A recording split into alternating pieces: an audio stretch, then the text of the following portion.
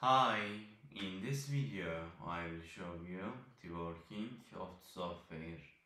I write using Swift and Python in iPhone and JSON or in Nano. The software I write is Person Counter. Let's get to work.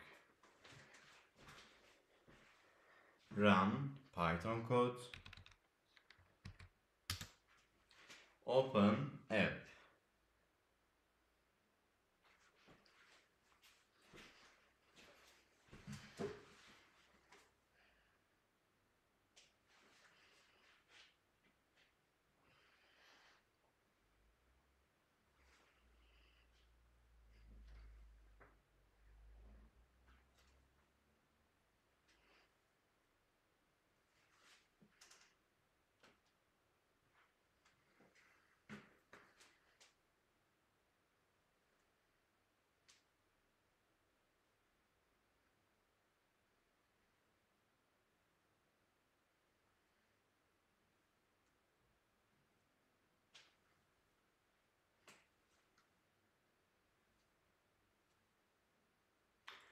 Thank you for watching me.